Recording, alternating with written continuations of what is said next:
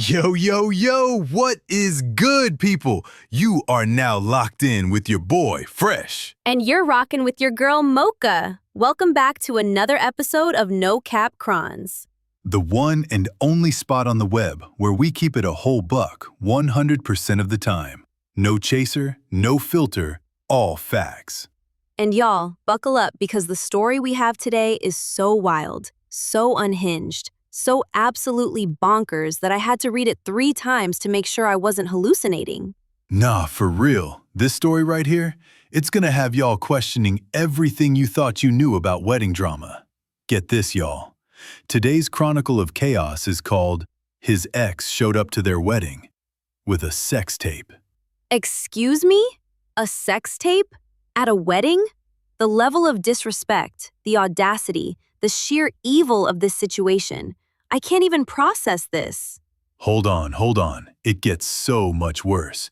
So let me paint the picture for y'all.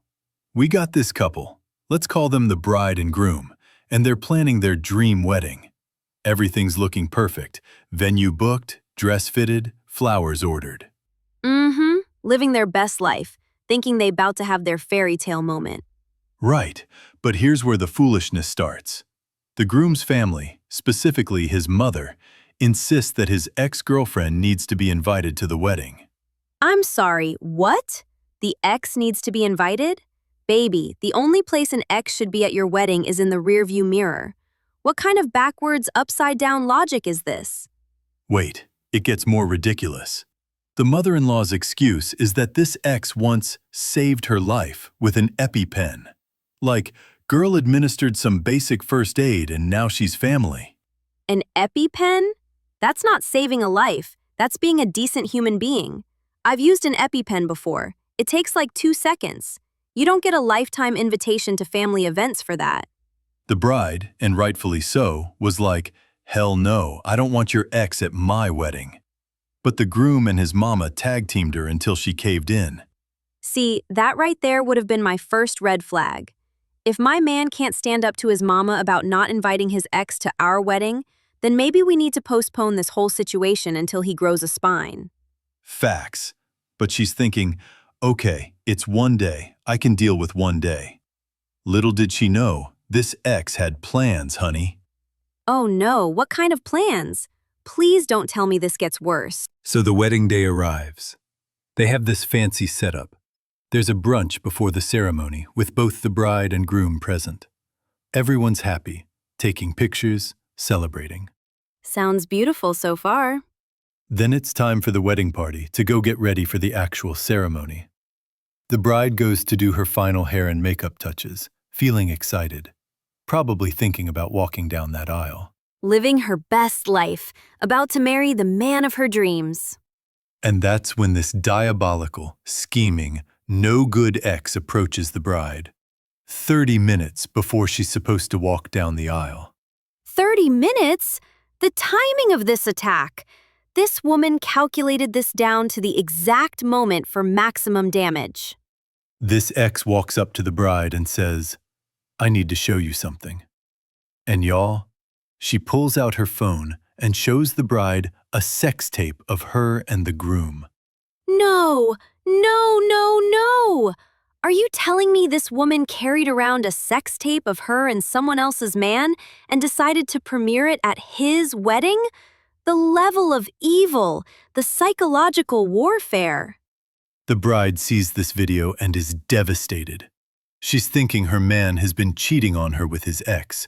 There's literal video evidence, and she's supposed to walk down the aisle in 20 minutes. I would have lost my mind. You mean to tell me I spent thousands of dollars, invited all my friends and family, got my hair and makeup done, and 30 minutes before I say I do, you show me my man getting his back blown out by another woman? So what does the bride do? She leaves. Doesn't even try to confront the groom, doesn't ask questions, she just packs up and bounces. And you know what? Good for her. I would have done the exact same thing. You don't have conversations with cheaters at the altar. You handle that business away from 200 guests. Meanwhile, the groom is standing at the altar, waiting and waiting. The music's playing, guests are looking around confused, and finally, the bride's father comes out and announces she left. The secondhand embarrassment I'm feeling right now. Can you imagine being a guest at this wedding?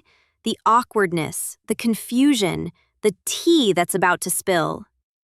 The groom is crying, his mama is screaming, it's complete chaos. They basically told everyone to take to-go boxes of food so it wouldn't go to waste. A to-go box wedding. That's how you know it's a disaster. Instead of wedding favors, y'all got doggy bags. Now, the bride's family is having their own reunion the next day since everyone traveled for the wedding. And that's when the bride finally explains why she left. Finally! Because I know everyone was like, girl, what happened? She tells them about the sex tape, shows them the evidence, and explains that she couldn't marry a cheater. Her family is supportive at first, but then… Oh Lord, there's more? The groom shows up to try and clear things up. And here's where it gets interesting. He claims he never cheated on her. How you gonna claim you never cheated when there's literally a video, sir? This man says the sex tape was from years ago, from when he and the ex were actually together, and that his ex just lied about when it was made. Wait, hold up. So you're telling me this woman kept old sex tapes and decided to use them as weapons of mass destruction at a wedding? That's some next-level psychotic behavior. And apparently, the ex admits to lying about it. She confesses that the tape was old, and she just wanted to break them up. So let me get this straight. This woman plotted and schemed, got herself invited to a wedding she had no business being at, waited until the most crucial moment, and then lied about a sex tape to destroy someone's marriage? Exactly. But here's where it gets even crazier. Instead of everyone being mad at the lying, scheming ex, they all turn on the bride. What? How are we mad at the victim here? Her family starts yelling at her for being gullible, for not talking to the groom first, for wasting money, for embarrassing the family. This is victim blaming at its finest. She got manipulated by a psychopath with video evidence, and y'all mad at her? The groom's family is posting all over social media about how she humiliated their son.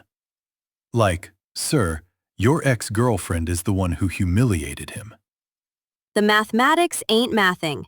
How are we not dragging this ex through the mud and back? She's the one who orchestrated this whole disaster. And get this. The woman telling this story defended the bride. And now her own family is mad at her for speaking up. So let me understand this. In a situation with a lying, manipulative ex-girlfriend, a weak-spined groom who let his mama invite his ex, and a victim who got psychologically ambushed, the people we're mad at are the bride and the person who defended her? The logic is not logicking. But wait, there's more to this mess. More? How is there more? So apparently, they try to work things out. They go to couples counseling for like 3 weeks and decide to have another wedding. 3 weeks of counseling for years of dysfunction? That's like putting a Band-Aid on a bullet wound. But guess what? The second wedding gets called off too. I am not surprised. You cannot build a marriage on that foundation of lies and family dysfunction. And here's the tea. The person telling the story says the groom was acting weird after the first incident. Instead of being mad about getting left at the altar, he was being super apologetic and lovey-dovey. That's suspicious behavior. If you're innocent, why you acting guilty? Why you not mad about being publicly humiliated over a lie? Right? Normal people would be furious about being falsely accused and embarrassed like that. But this man is over here writing love letters and sending flowers like he got something to apologize for.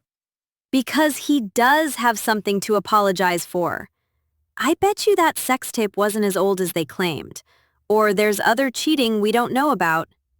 The bride won't say why the second wedding was called off, and she's pulling away from everyone. That sounds like someone who found out the real truth and is too embarrassed to admit it. Exactly. She probably did some digging, maybe asked for the full video or checked timestamps, and realized that man was cheating. And now the ex moved to another state. The groom removed her from social media, but he's still posting pictures of the bride while she deleted everything. That's stalker behavior. Let that woman go. She dodged not one, but 2 bullets with this situation. The whole thing is just a mess. And what gets me is how everyone in both families failed this bride. Failed is an understatement. They threw her under the bus, backed up, and ran her over again. Where was the support? Where was the protection? And can we talk about the audacity of showing up to your ex's wedding with evidence of your sexual history? Who does that? A person with no home training, no boundaries, and clearly no shame. That's premeditated emotional terrorism. For real. Like, even if the groom had cheated, there are better ways and better times to reveal that information. Right. You don't wait until the wedding day. You don't traumatize someone 30 minutes before they're supposed to have the happiest moment of their life. And the fact that the family forced the bride to invite this person makes it even worse. They basically handed the ex the keys to destroy their son's wedding. This is why I don't play about my boundaries. The first time someone tries to force me to be around their ex, we're going to have a conversation that ends with them choosing that ex or me. Facts. And this story just goes to show you that family dysfunction doesn't just disappear on your wedding day. It gets amplified. Absolutely. All the red flags that were there during the engagement just turned into neon billboards at the wedding. So what's our no-cap verdict for this bride? Because I know our listeners are probably shaking their heads at this whole situation. Our verdict is simple. Run and don't look back. Any man who won't protect you from his ex is not ready to be your husband. Any family that blames you for someone else's manipulation is not your family. And to our listeners, trust your instincts. If you don't want someone at your wedding, that's your decision. Don't let anyone pressure you into compromising your peace. Right. Your wedding day should be about celebrating your love, not managing other people's drama and dysfunction. And if someone shows you a sex tape 30 minutes before your wedding, you have every right to leave. That's not being dramatic. That's being smart. Exactly. You don't owe anyone an explanation for protecting your mental health and your future. All right, y'all. So we gotta ask, what would you have done in this situation? Would you have stayed and tried to work it out? Or would you have bounced like the bride did? And here's another question. Do you think that sex tape was really old, or was the groom covering up real cheating? Drop your thoughts in the comments. For real. And if you've got your own wedding horror stories, share them with us. We might feature them in a future episode. And if this episode had you stressed out, make sure you hit that like button to release some tension. Subscribe if you want more of these jaw-dropping stories that'll have you questioning everything. And don't forget to comment with your thoughts because we love hearing from y'all. This has been NoCapChroniclez. I'm Fresh. And I'm Mocha. Remember, if it doesn't feel right, trust your gut. Always. Peace out, y'all.